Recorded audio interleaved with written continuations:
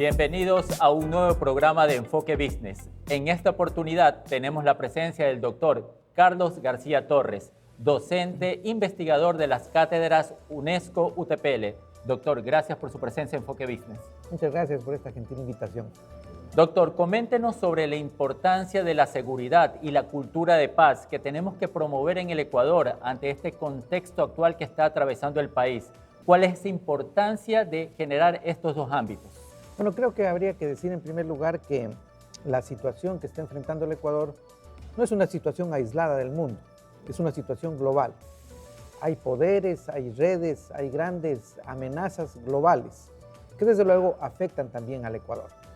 Y en este sentido entonces, la idea de cultura de paz, la idea general de cultura de paz que surgió después de la Segunda Guerra Mundial, de la gran matanza de la Segunda Guerra Mundial, con la aparición de la UNESCO, la Organización de las Naciones Unidas para la Educación, la Ciencia y la Cultura, y que nació bajo la idea de que si es en la mente de los hombres en donde nace la guerra, es en la mente de los hombres y de las mujeres en donde debe nacer la paz. Bueno, esta idea general sigue siendo totalmente válida y se aplica tanto al contexto global, al contexto de amenaza global frente a las fuerzas de los grandes carteles o redes de narcotráfico, y al contexto nacional frente a la amenaza específica que esos grupos delincuenciales tienen para la población ecuatoriana. Entonces, esta idea de cultura de paz, que como digo es perfectamente válida en los momentos actuales, debe ser fomentada. ¿Y debe ser fomentada cómo? Bueno, en el día de hoy, en este encuentro que hemos tenido aquí en Guayaquil, hemos visto algunas formas prácticas mediante las cuales se puede fomentar la cultura de paz.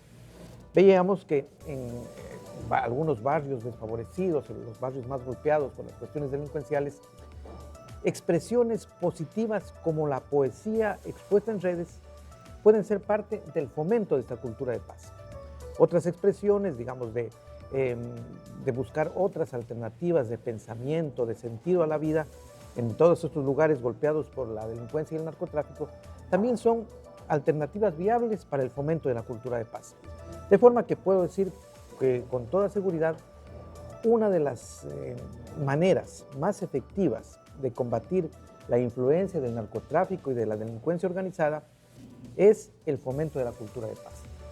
Como usted lo dijo al principio, en este contexto es unas organizaciones internacionales.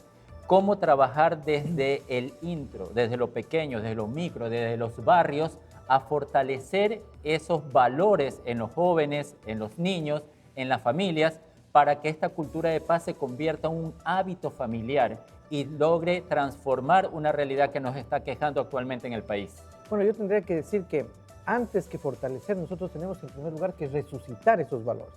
Tenemos que volver a la vida esos valores que durante muchos años habían mantenido la cohesión social del país. ¿Qué es lo que pasa?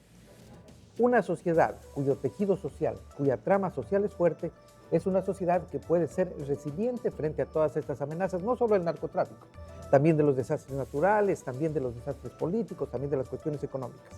Pero cuando este tejido social se disgrega, cuando no existe una red de soporte para las personas, entonces somos más vulnerables a todas estas amenazas. Y este tejido social, sin duda, requiere de un pegamento. ¿Cuál es ese pegamento? Los valores. Si nosotros resucitamos los valores, volvemos a cohesionar el tejido social, volvemos a hacer fuerte y resiliente a la sociedad frente a todas estas amenazas y eventualmente podremos tener mejores condiciones de vida para todos los ecuatorianos. Desde la cuestión práctica, ya desde la cátedra y la investigación que se lleva adelante en esta alianza UNESCO-UTPL, ¿cuáles han sido las evidencias de lo que se ha generado y mejor, los resultados de los caminos por donde tendríamos que transitar para cambiar esta realidad que está viviendo Ecuador?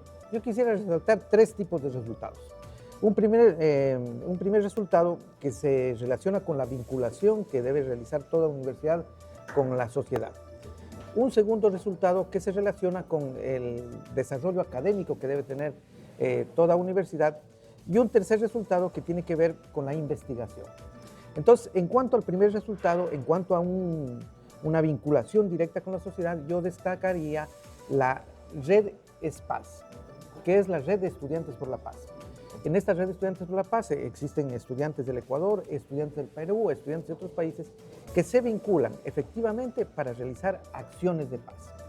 En segundo lugar, en cuanto al desarrollo académico que tiene que tener la universidad, nosotros tenemos una cuestión general de formación permanente en cultura de paz.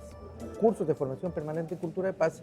Se han dado algunos de estos cursos a la Policía Nacional, se han dado otros de estos cursos al público en general, pero permiten desarrollar académicamente la idea de cultura de paz. Y en tercer lugar, con respecto a la investigación, la Cátedra UNESCO de Cultura y Educación para la Paz tiene una de las pocas revistas, o diría más bien la única revista indexada sobre cultura de paz en el Ecuador, que precisamente es la revista de cultura de paz que se desarrolla en trabajo conjunto con el Instituto de la Paz y los Conflictos de la Universidad de Granada.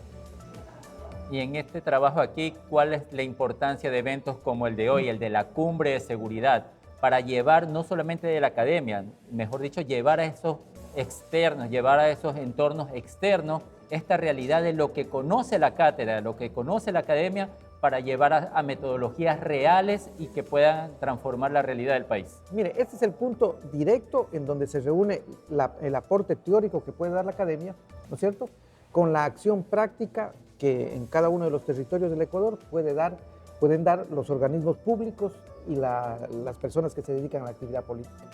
El punto en donde se encuentran el pensamiento con la acción, podríamos decir, ¿no es cierto? Y cuando se une el pensamiento con la acción, debemos obtener necesariamente resultados, y buenos resultados. Por eso son tan importantes este tipo de encuentros.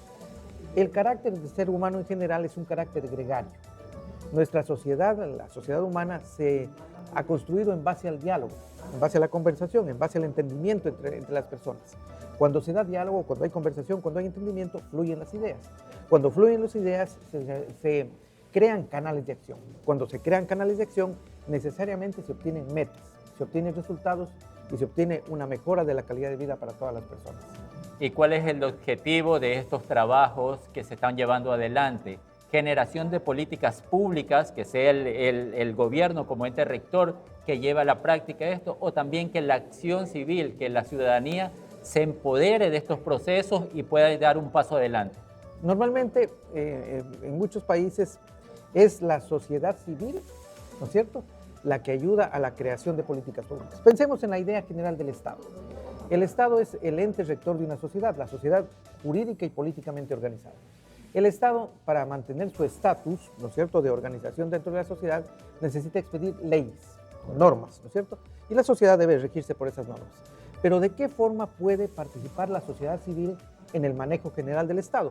La única forma como puede participar la sociedad civil en el manejo general del Estado es presionando la creación de políticas públicas, que vendrían a ser, al final, líneas generales de acción en donde debe enmarcarse el trabajo del Estado y la creación de legislación que ayude a una sociedad mejor.